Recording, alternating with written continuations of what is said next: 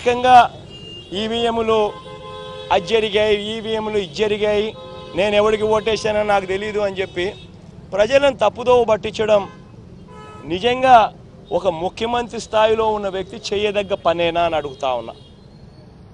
ఇక మూడోది చంద్రబాబు నాయుడు గారిని మీ తరపున అడుగుతా ఉన్నా, మీరు కూడా దయచేసి అడగండి. ఇదే పెద్ద మంచి చంద్రబాబు నాయుడు 2014లో గెలిచింది ఈవీఎంలతో కాదా?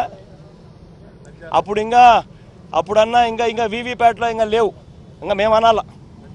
అప్పుడు బటన్ ఎవరికి నొక్కినామో ఎవరికి పోటు పడిందో మాకు తెలియదని మేము అనాలా. కానీ ఇక్కడైతే కనీసం కనిపిస్తూ ఉంది. వీవీప్యాట్ తర్వాత ఇంకా వీవీప్యాట్ కూడా వచ్చింది. బటన్ నొక్కిన తర్వాత వీవీప్యాట్లో కనిపిస్తూ ఉంది ఏ పార్టీకి ఓటేసామని. అప్పుడు చంద్రబాబు నాయుడు 2014లో గెలిచినప్పుడు అది కూడా లేదు, అయినా మేమేమనలా. చంద్రబాబు నాయుడు గారు నంద్యాల బై ఎలక్షన్ చేసినాడు, తర్వాత 30,000తో గెలిచినాడు నంద్యాల బై ఎలక్షన్.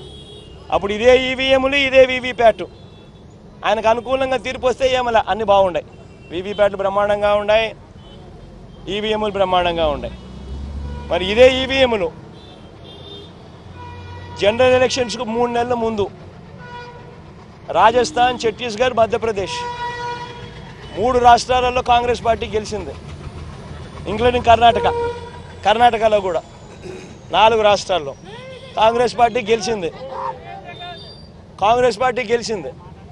బీజేపీ ఓడిపోయింది 4 ఎలక్షన్లు, ఎన్నికలకు జనరల్ ఎలక్షన్స్కు 3 నెలల ముందు. మళ్ళీ అప్పుడు ఇవే ఈవీఎంలే కదా. అప్పుడు ఎందుకు చంద్రబాబు నాయుడు మాట్లాడలేదు? ఒక ముఖ్యమంత్రి స్థాయిలో ఉన్న వ్యక్తి ప్రజలు తనను వ్యతిరేకంగా ఓటు వేస్తున్నారు అని చెప్పి తెలిసి ప్రజల గాలి తన వైపు లేదు అని తెలుసుకొని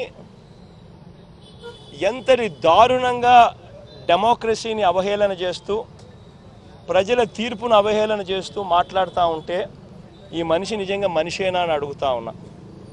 తాను గెలిస్తే ఏమో అన్నీ బాగున్నట్టే, తాను ఓడిపోతే మాత్రం ప్రజలు ఓటేయలేదు అనే మాట ఒప్పుకోకుండా ఈవీఎంల మీద నెపాన్ని నెట్టడం. ఈయన బుద్ధి ఈ 5 ఏళ్ళు చూస్తే ఈయన బుద్ధి అయ్యేది. గెలిస్తే సింధుకు నేనే బ్యాడ్మింటన్ నేర్పించిన, బిల్ గేట్స్ కంప్యూటర్ ఎలా నొక్కాలో నేనే నేర్పించిన, సెల్ ఫోన్ నేనే కనిపెట్టా.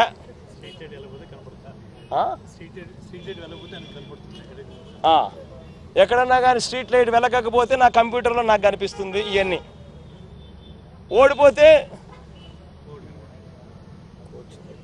ఓడిపోతే సింధు కోచ్ తప్పు, నా computer correct, bill gates button నొక్కడం కరెక్ట్గా నొక్కల. ఇవన్నీ మాట్లాడతాడు. ఇదే జరుగుతూ ఉంది.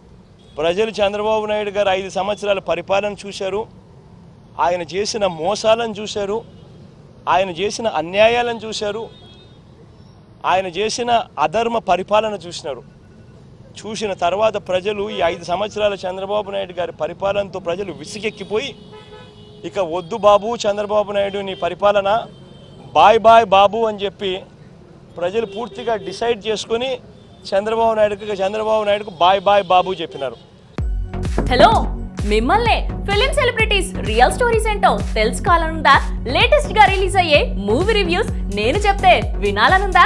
ఇంకెందుకు ఆలస్యం, యోయో టీవీని సబ్స్క్రైబ్ చేసుకోండి. అలాగే మర్చిపోకుండా యోయో టీవీ యాప్ ని కూడా డౌన్లోడ్ చేసుకోండి.